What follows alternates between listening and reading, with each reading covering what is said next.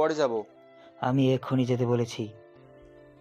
এবার সায়নও জেদ দেখিয়ে অন্যদিকে মুখ ঘুরিয়ে জবাব দিল, যাব না মানে যাবই না। কেন আমাকে বাড়ি থেকে বের হয়ে যাওয়ার কথা বলা হয়েছিল? বললেই যেতে হবে কেন?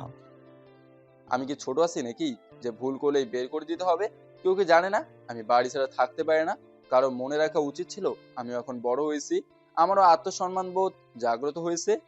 যেই ছেলে বাপের কাছে শার্ট প্যান্ট ধার চাইতে আসে, সেই ছেলেকে বড় লাগে কোন দিক দিয়ে? সে কি ভুলে গেছে মাসখানেক আগেও ধরে বেঁধে চুলদাড়ি কাটিয়ে এনেছি? নাকি এ কথা ভুলে গেছে দামড়া ছেলে হয়েও জ্বরে কাতরাচ্ছিল দেখে কোলে করে হসপিটালে নিয়েছি? ভাত খেয়ে যে পর্দার হাত মুছে চোরের মতো উকি ঝুঁকি মারে, তাকেও এখন বড় হয়েছে বলে মান্য করতে হবে? হ্যাঁ, খুব বড় হয়েছে, এজন্যই তো আমায় এখনো ওটা ওটা নিয়ে গালমন্দ করা লাগে। এ কথা শুনে সায়ন মুখ ভোতা করে তাকিয়ে রইল দরজার দিকে। সবার সামনে এ কথা বলা কি উচিত হলো?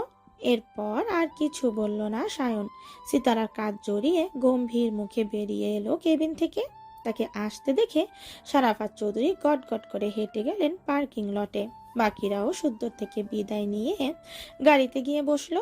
স্বর্ণকে এখানে দেখে সারাফাত চৌধুরী ভ্রু কুঁচকালেও কিচ্ছু বললেন না, নয়তো পাগল আবারও খেপতে পারে।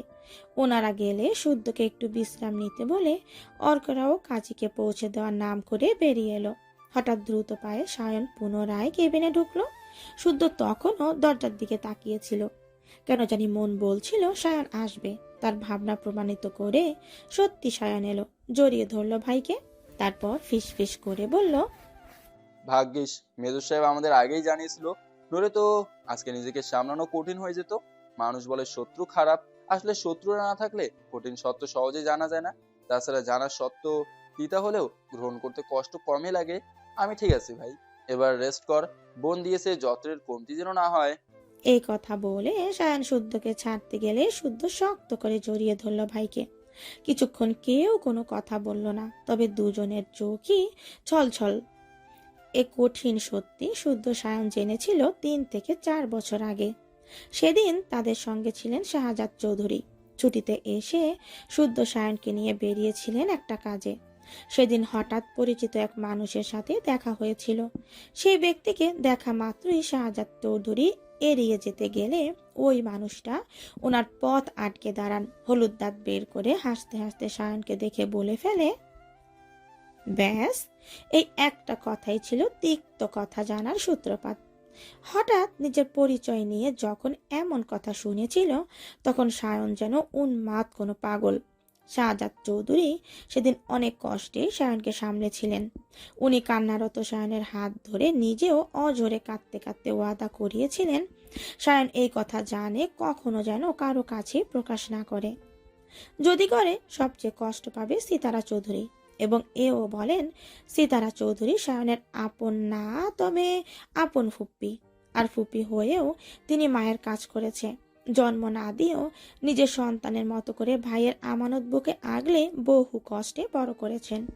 সায়ন সারাফাত চৌধুরীর রক্ত না হলেও সিতারার মায়ের বংশের ছেলে সায়ন। সিতারার বংশের রক্ত সায়নের গায়ে। সে এতিম নয়, কুড়িয়ে আনা পালক সন্তান নয়। সে শুদ্ধর ভাই, সত্যি ভাই, ধরতে গেলে মামাতো ভাই। কিন্তু তাদের সম্পর্ক এমন যে মামাতো বলে কিচ্ছুর ধার ধারেনি ওরা। তাদের একটাই কথা, সায়ন শুদ্ধ শখ, এরা সিতারার 3 ছেলে মেয়ে। শুদ্ধ শখের বড় ভাই সায়ন। আর এটাই হচ্ছে সায়নের একমাত্র পরিচয়। আজ আবারও সেসব ঘেটে কষ্ট লাগলেও সায়ন মেনে নিয়েছে হাসি মুখে। কারণ এতিম নয়, তার ফুপিমা হচ্ছে তার মা। শুদ্ধের নীরবতা বুঝে সায়ন মুচকি হাসলো। তখন শুদ্ধ বলল, আগে বলেছে, আজও বলছে, তুমি আমার ভাই। কারো রক্ত কোন বংশ সেসব বাদ। সায়ন হাসলো। তারপর শুদ্ধকে ছেড়ে দিয়ে চটাস করে শুদ্ধর গালে চুমু দিতেই শুদ্ধ নাক মুখ কুঁচকে নিল। তা দেখে সায়ন হো হো করে হাসতে লাগলো। শুদ্ধ এটা মোটেও পছন্দ করে না দেখে সায়ন আরো বেশি করে করে, একটু রাগিয়ে দেয়। তবে আজ শুদ্ধ রাগ দেখালো না, মৃদু হাসলো। তারপর বলল, বাড়ি গিয়ে তোমাদের দুজন অভিমানও গরু গরু করবো। বিপদ এসেছিল, কেটেও গেছে, আলহামদুলিল্লাহ। রুবাবা হাসি মুখে ফিরবে ইনশাল্লাহ। এখন যাও, সবাই ওয়েট করছে। এই কথা শুনে সায়ন হঠাৎ শুদ্ধকে পাশের বেডের দিকে ইশারা করে ভ্রু নাচিয়ে বলল, একসাথে করে দেবো নাকি? কিছুটা সুবিধা হতে পারে। দিব নাকি আবার কি কথা? ধর। ভাইয়ের কথা শুনে সায়ন পুনরায় ফিক করে হেসে ফেলল। এরপর দুই ভাই মিলে দুটো বেড টেনে একসাথে করলো। তারপর সায়ন মিটমিটিয়ে হাসতে হাসতে বেরিয়ে গেল। সে যেতেই শুদ্ধ কেবিনের দরজা লক করে ওয়াশরুমে গিয়ে ফ্রেশ হয়ে গেল। হাত মুখ মুছে শীতলের স্যালাইন এই হাত ওই চেক করে সব ঠিকঠাক দেখে একটু উকে ঝুঁকে শীতলের সারা মুখে চুমু এঁকে বিড়বিড় করে বলল, এই কথা বলে বকতে বকতে পাশে শুয়ে পড়ল। ব্যাঙ্গাচিটার সারা শরীরে ব্যথা, নয়তো একটু জড়িয়ে ধরা যেত। ধরলে হয়তো তার বুকটা শান্ত হতো, কিন্তু কি আর করার, মেনে নিতেই হবে ভেবে শুদ্ধ চোখ বন্ধ করে নিল। শারাফত চৌধুরীরা বাড়ি পৌঁছে যে যার রুমে চলে গেছে। সকলে ক্লান্ত বিধায় কেউ কোনো কথা বাড়ায়নি। সায়ন ও শাওয়ার নিয়ে বের হতেই কেউ তার বুকে সজোরে ধাক্কা মারলো। আচমকা ধাক্কায় বিছানায় বসে পড়েছে সে। আরেক ধাক্কা মারতে সায়ন সামনের মানুষটার হাত ধরে নিল। থমথমে মুখে বলল, কেউ যেন আমাকে না ছোঁয়। ছুলে কি হবে? ফোসকা পড়বে। তবুও ছুবো। বারণ করছি, বারণ শোনা হোক। এই কথা শুনে স্বর্ণ নিজের হাত ছাড়িয়ে চলে যেতে নিলেই সায়ন খপ করে তার চুলের মুঠি চেপে ধরল। সে এবার নিজে স্বর্ণকে ছুঁড়ে দিল নরম বিছানার মাঝখানে। এগিয়ে গেল ধীরে ধীরে, চোয়াল শক্ত করে আরো কাছে আসতেই স্বর্ণ খাবলে ধরল সায়নের পরনে শুভ্র তোয়ালের গিট্টু। ঠোঁটে দুষ্ট হাসি এঁটে হুমকি স্বরূপ বলল, ছাড়বি নাকি টান দিব?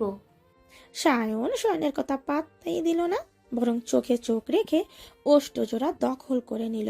প্রথমে ধীরে, তারপর তার সমস্ত রাগটুকু যেন উগলে দিতে থাকলো স্বর্ণের ঠোঁটের ভাঁজে। শক্ত কামড়ে রক্তাক্ত করে তবে ক্ষান্ত হলো সে। তারপর নিজেও হাঁপাতে হাঁপাতে জিজ্ঞাসা করলো, গেলি যখন ফিলি কেন? স্বর্ণের নিচের ঠোঁট কেটে জ্বলছে খুব, তবে তার উন্মাদ প্রেমিক পুরুষের রাগ কমানোর জন্য এইটুকু সহ্য করাই যায়। কাটা ঠোঁট নাড়িয়ে সে জবাব দিল এবার। ভালো থাকতে এবং রাখতে। সায়ন বলল, যার মনে ভালোবাসার ছিটে ফোটাও নাই, তার কাছে ভালোবাসা থাকার কারণ খোঁজা বোকামি হয়ে যায়। কে বললো আমার মনে ভালোবাসা নেই? আমি বলছি, ভালোবাসলে অন্তত ফেলে যেতে পারতি না? ভালোবাসি বলি ভালোবাসার মানুষদের কাছে রেখে গেছি, ছেড়ে যাইনি, আর যাবই বা কোথায়? আমার শেষ গন্তব্য তো আপনি, শাহরিয়া চৌধুরী। পরের দিন সকালবেলা নতুন একদিনের সূচনা। বেলা কতই বা হবে, 7টা কি 7:30। অন্যদিন ভোরের আজানের পরপরই চৌধুরী নিবাসে একে একে সবাই উঠে পড়েন, দৈনন্দিন কাজ শুরু করেন। রান্নাঘরে হুটোপুটি লেগে যায়, কিন্তু আজ নীরবতায় আছে চৌধুরী নিবাস। ভোরের দিকে বাড়ি ফেরায় কেউ উঠতে পারেনি, তবে একজন মানুষ ঘুমানো তো দূর, স্থির হয়ে বসতে অবধি পারেননি। বুকের ভেতরটা আফসোসে ধুমড়ে মুচড়ে যাচ্ছে ওনার। নামাজে বসে অঝরে কেঁদেছেন, বুকটা যেন তীব্র যন্ত্রণায় কুকড়ে যাচ্ছে সময়ের সঙ্গে পাল্লা দিয়ে। দীর্ঘদিন চেপে রাখা আফসোস নতুন করে ক্ষত দগদগে করে তুলেছে। আর ওনার আফসোসের আরেক নাম ইয়াসির। হ্যাঁ, সত্যি সত্যি ওনার আফসোসের নাম ইয়াসির। আগে তার জন্য যতটা না আফসোস হতো, আজকে তার থেকেও বেশি হচ্ছে। বাবা তো দূর, নিজেকে ব্যর্থ একজন মানুষ বলে মনে হচ্ছে। ছেলে আজ ওনাকে বাবা বলে ডেকেছে, তাও প্রথমবার। তাও কেন বলেছে? কারণ উনি তার কষ্টের মাত্রা বাড়িয়ে দিয়েছে। শুদ্ধ শীতল কবুল বলার মুহূর্তে অসহায় চোখে বারবার তাকাচ্ছিল ছেলেটা। ছোট বাচ্চাদের মতো ঠোঁট কাঁপিয়ে কান্না আটকানোর চেষ্টা করেছিল। তার চোখ যেন চিৎকার করে অভিযোগ করে বলেছিল, ওদের থামাও বাবা, থামাও। কিন্তু সেটা আর সম্ভব ছিল না। ইয়াসির যেমন জেদি, তার থেকেও শুদ্ধ একরোখা। সেই মুহূর্তে যদি পুনরায় বাধা সৃষ্টি করত, তাহলে ইয়াসিরের জীবন আয়ু সেখানেই শেষ করত। বলা বাহুল্য, উনি ছোট ছেলের তীক্ষ্ণ রাগকে ভীষণ ভয় পান, কেননা ছেলের রাগের মাত্রা উনি দেখেছে। আর যেখানে অসুস্থ শীতল চাচ্ছিল, সেখানে কিচ্ছু করার ছিল। আরেকটা কথা না বললেই নয়, সায়ন ওনার রক্ত নয়, তবে সায়নের ক্ষমতা নেই ওনাকে উচ্চবাচ্য করার, স্পর্ধা নেই ওনার মুখের উপর না বলার। সবার সামনে ছোট করার। এজন্যই এত কিছুর পরও সায়নকে ধমকে ধামকে হলেও বাড়ি ফেরাতে পেরেছেন।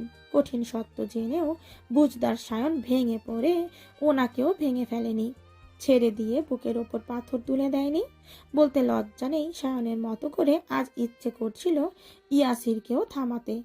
সেও তো ওনারই ছেলে, ইলিয়ানার দেওয়া শেষ আমানত। মন চাচ্ছিল মান অভিমান ঠিক ব্যাঠিকের হিসাব ভুলে যেতে, ওনার ছেলে বলে সারা পৃথিবীর কাছে পরিচয় করাতে।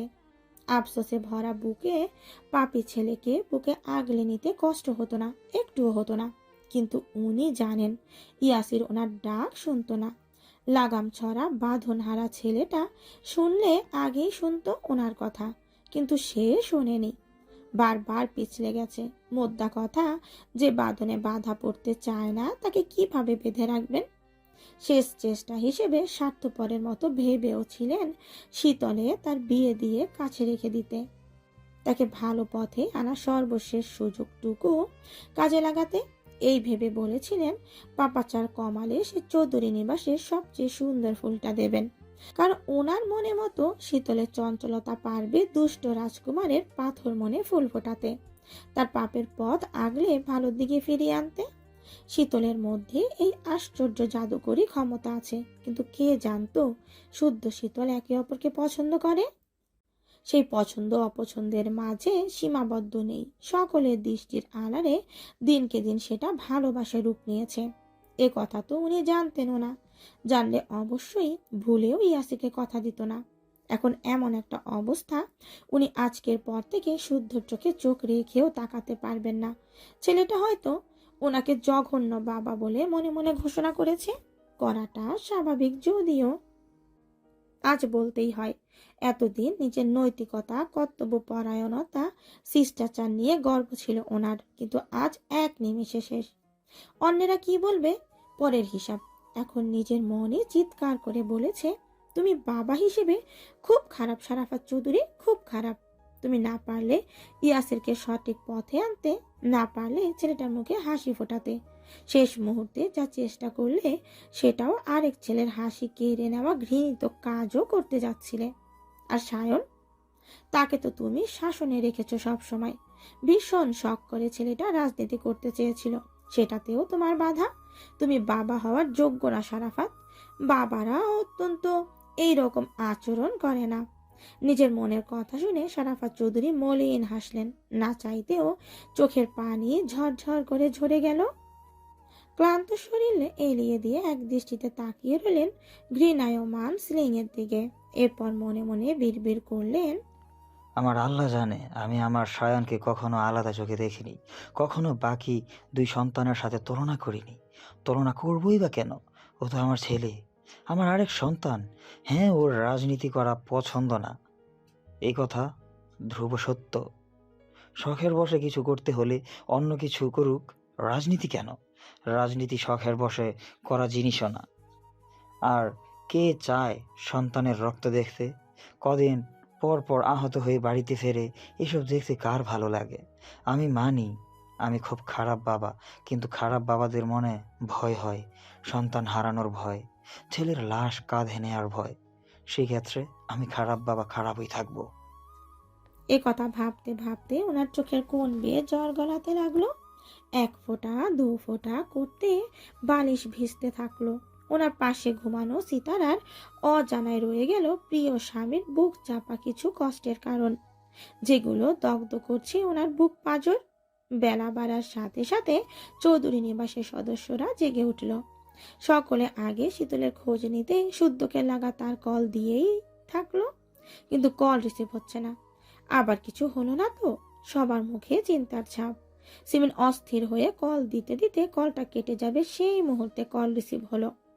উনি নিশ্চিন্ত সুরে হ্যালো বলার সরি উনি চিন্তিত সুরে হ্যালো বলার আগেই শীতলের কণ্ঠ শোনা গেল। হ্যাঁ, হ্যালো আম্মু। শীতল, কেমন আছিস মা? শরীর ঠিক আছে? শুদ্ধ কই? কল ধরছে না কেন ছেলেটা?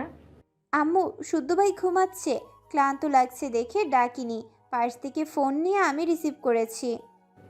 ও, তুই ঠিক আছিস? হুম। নার্স এসেছিল আর স্যালাইন দিয়েছে। সাবধান, ক্যানোলাতে রক্ত উঠে যায় না যেন। উঠবে না, আসবে না তোমরা। এই তো সকালের নাস্তা বানিয়ে যাব আমি। তাড়াহুড়ো করো না, ধীরে সুস্থে এসো, আমি ঠিক আছি। ঠিক আছে। শীতলের কথা শুনে স্বস্তির নিঃশ্বাস ছাড়লেন।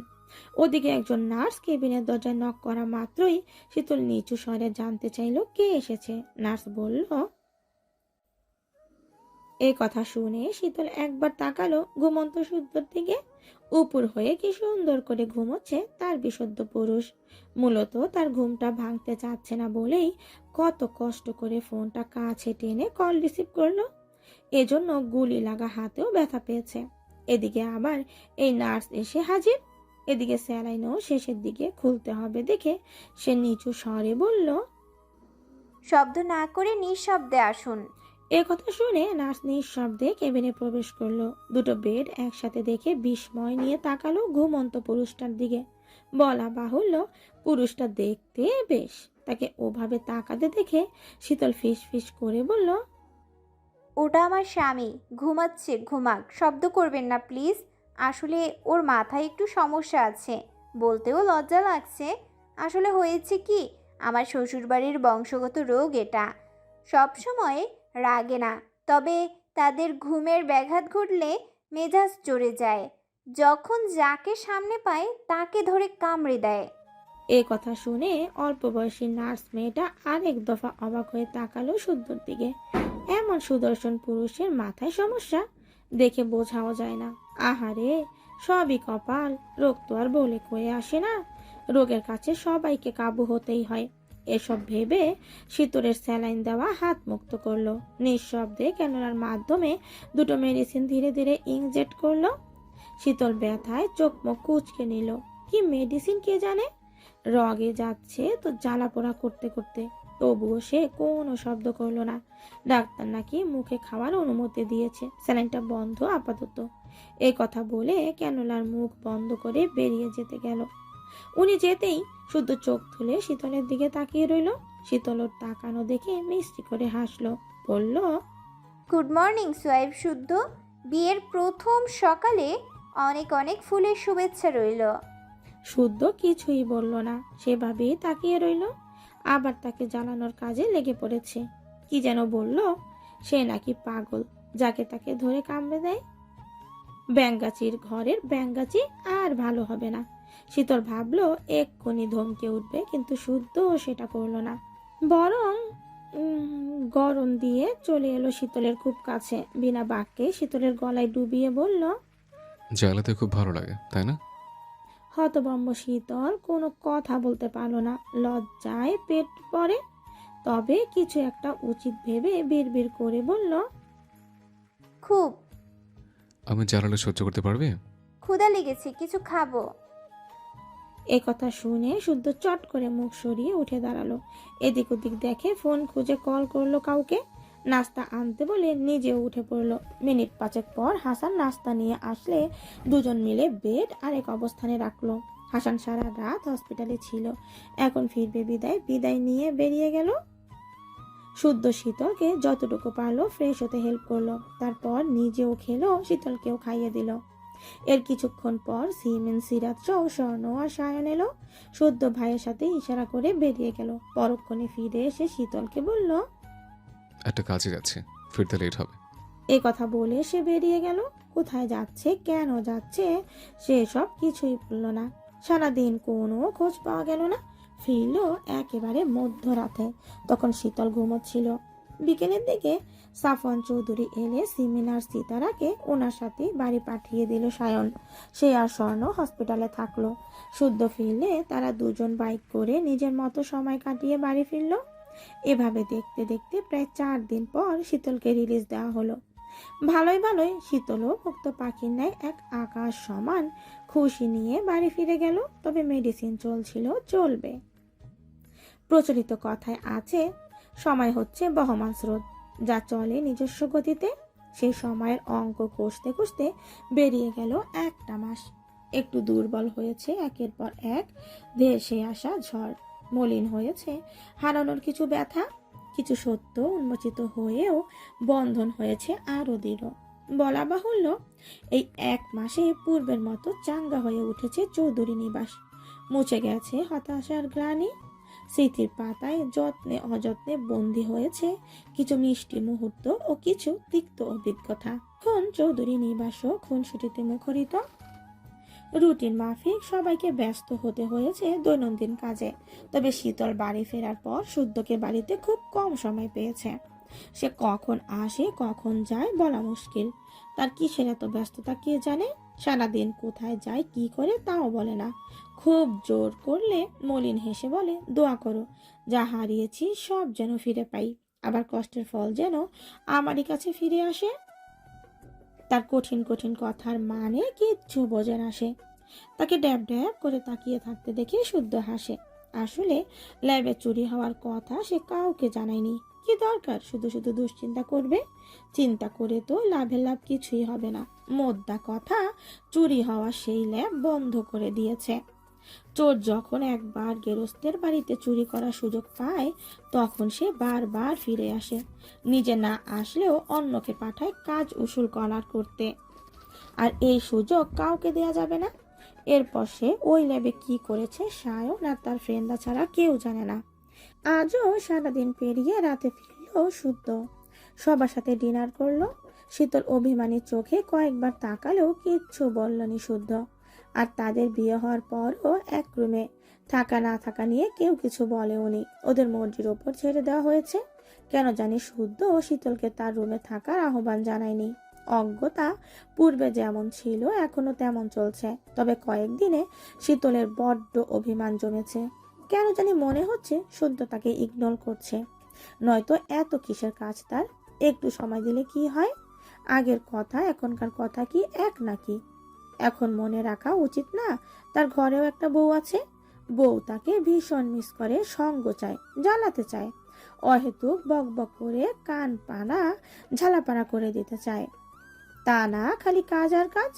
এসব নানান কথা ভেবে রাতে খেয়ে শীতল মলিন মুখে উপরে যাচ্ছিল। তখন সীতারা তাকে দাঁড় করিয়ে বলল, শীতল, উপরে যাচ্ছিস মা? কিছু বলবে বড় মা? খেতে বসে দেখলাম শুদ্ধ বারবার কপালে হাত দিচ্ছে। ছেলেটার মাথা ব্যথা মনে হয়। কফি করে দিচ্ছি, ওর রুমে পৌঁছে দিস তো মা। দাও। এই কথা বলে সে পাশে এসে সীতারার পাশে দাঁড়ালো। সীতারা আর চোখে শীতলকে একবার দেখে গলা খাকারি দিয়ে বলল, কাজের চাপ বেড়েছে, তাই সময় দিতে পারছে না। কষ্ট পাস না মা? এই কথা শুনে শীতল ধরা গলায় অন্যদিকে তাকিয়ে বলল, কিন্তু কষ্ট হচ্ছে বড় মা। তোমার ছেলে ইচ্ছে করে আমাকে ইগনোর করছে। কেন করছে জিজ্ঞাসা করেছিস? না। গিয়ে জিজ্ঞাসা কর। এই কথা বলে সীতারা শীতলের হাতে কফি ধরিয়ে দিলে শীতল যাওয়ার জন্য পা বাড়াতেই সীতারা তাকে ধরে থামিয়ে দিল। গলা খাকারি দিয়ে আমতা আমতা করে বলল, আগে তো শাড়ি টাড়ি পরতি, এখন পরিস না কেন? শাড়ি পরলে তোকে কিন্তু ভালোই লাগে। কফি ঠান্ডা হয়ে গেলে ক্যাচ ক্যাচ করবে, দিয়ে আসি। যা। এই কথা বলে শীতল মুখ ভোতা করে চলে গেল। সীতারা স্বর্ণকে ইশারায় কাছে রেখে কিছু বলে তাকে দ্রুত উপরে পাঠিয়ে দিল। স্বর্ণ দ্রুত পায়ে গিয়ে শীতলের হাত থেকে কফির মগটা নিয়ে তাকে রুমে যেতে বলল। শীতল ধরা গলায় বলল, আমি দিয়ে আসি না আপু, প্লিজ আমাকে দাও। তুই আমার রুমে যা, আমি আসছি। এই কথা বলে স্বর্ণ শুদ্ধকে কফি দিয়ে শীতলকে লাল ও কালো মিশেলের জর্জেট শাড়ি পরিয়ে সাজিয়ে দিল। লম্বা চুলগুলো ছেড়ে দিল। টানা টানা চোখে কাজল দিয়ে দিল। হাতে দিল এক গোছা লাল ও কালো মিশেলের চুলি। কপালে ছোট্ট সাদা পাথরের টিপ। তার উপর বোনকে ধরে শুদ্ধ রুমের সামনে দাঁড় করিয়ে দরজা নক করে দ্রুত পায়ে সরে পড়ল। শীতল এতক্ষণ হতভম্ব হয়ে তাকিয়ে দেখছিল বোনের কাহিনী। যখন সে বুঝলো ততক্ষণে শুদ্ধ দরজা খুলে ভ্রু কুচকে তাকিয়ে আছে। এত রাতে তার সাজগোজ দেখেও কিছু বলল না, বরং দরজা থেকে সরে দাঁড়ালো। শীতল ধীর পায়ে রুমে ঢুকলে দরজা আটকে তাকিয়ে রইল শীতলের দিকে। এগিয়ে এসে দাঁড়ালো শীতলের মুখোমুখি। সে কিছু বলছে না দেখে শীতলই আমতা আমতা করে বলল, এভাবে তাকিয়ে আছেন কেন শুদ্ধ ভাই? আমার মুখে কি কিছু লেগে আছে? দেখি শরণ, যেতে দিন আমায়। কম্পিত সুরে বলা শীতলের কথাটা শুনলো শুদ্ধ, তবে তার মধ্যে কোনো ভাবান্তর দেখা গেল না। বরং সে হিম শীতল চাহনিতে পকেটে হাত গুজে এগিয়ে এলো দেয়ালের সাথে সিটিয়ে দাঁড়িয়ে থাকা শীতলের দিকে। হাত রাখলো শীতলের কান বরাবর, যেন কোনোভাবে পালাতে না পারে। তার মতি গতি বুঝে শীতলের গাল দুটো রক্তবর্ণ ধারণ করলো। জীবনে কম সিনেমা তো আর দেখেনি, তবে কিছু একটা আন্দাজ করে তার গলা শুকিয়ে এলো, হাতে তালু ঘামতে থাকলো। এর আগে সেই শুদ্ধকে জড়িয়ে ধরেছে, কানের নিচে চুমু খেয়ে ভালোবাসার আবদার জুড়েছে, ঘুমন্ত শুদ্ধর বুকে মাথা রেখেছে, বুকে নাক ডুবিয়ে তার শরীরের ঘ্রাণও নিয়েছে। কিন্তু শুদ্ধ কখনো তাকে অযাচিত স্পর্শ করেনি, যা করেছে সীমাবদ্ধতা রেখে, এবং তাতে তার নোংরা কিংবা গা ঘিনঘিনে অনুভব হয়নি কখনো। আজকে হঠাৎ তার এমন রূপ দেখে যার পরনায় বিস্মিত শীতল, যেতেও দিচ্ছে না আবার কিছু বলছেও না দেখে পুনরায় বলল, রুমে যাব, কেন? ঘুমাবো। এ কথা বলে যেতে গেলে শুদ্ধ ওর পথ আটকে দাঁড়ালো। পাশ কাটিয়ে যেতে গেলে পুনরায় পথ আটকালো। বেশ কয়েকবার একই কাজ করতে গেলে শীতল অবাধ্য হয়ে বলল, শুধু শুধু দাঁড় করিয়ে রেখেছেন কেন? সরুন না, যেতে দিন প্লিজ। শুধু শুধু না তো।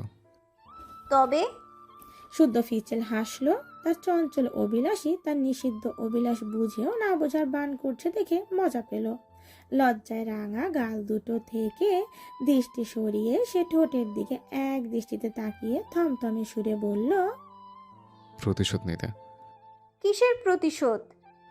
সময় অসময় আমাকে জড়িয়ে ধরার প্রতিশোধ, কানে নিচে চুমু খাওয়ার প্রতিশোধ, বুকে মুখ ডুবানোর প্রতিশোধ। মোদ্দা কথা, আমার সঙ্গে যখন যা করেছিস আমিও এখন সেসবের প্রতিশোধ নেব। প্রস্তুত হন ওয়াইফে। বিশুদ্ধ পুরুষের মুখে এমন অশুদ্ধ কথা শুনে শীতল হতবাক হয়ে গেল। মুখ কাচুমাচু করে পালানোর পথ খুঁজলো, গাইগু করে ছেড়ে দেওয়ার বাহানা দেখালো। শুদ্ধ থমথমে মুখে তার সব তাল বাহানা দেখলো, বুঝলো। এরপর আচমকা শীতলের দুই গাল চেপে ধরে ঠোঁটে ঠোঁট বসিয়ে কয়েক সেকেন্ডের ব্যবধানে ছেড়ে দিল। শীতল কোনো প্রতিক্রিয়া দেখানোর আগেই পুনরায় শক্ত করে তার ঠোঁটে গালে গলায় চুমু খেয়ে বলল, তো কি এভাবে কখনো আদর করেছে? শুদ্ধর থমথমে কণ্ঠস্বর আর ঘটে যাওয়ার ঘটনা বেচায় শখ। সে অবস্থায় শুদ্ধ থমকে পুনরায় জিজ্ঞাসা করলেও কিচ্ছু বলতে পারল না। তখন শুদ্ধ তাকে তৃতীয়বারের মতো একইভাবে চুমু এঁকে দিয়ে বলল, এভাবে কখনো আদর করিনি আর করবো না। আমার এত লাভ নেই, তবে ভদ্র আছে থাকতে দে, নয়তো অনুষ্ঠানের অপেক্ষা আর করা হবে না।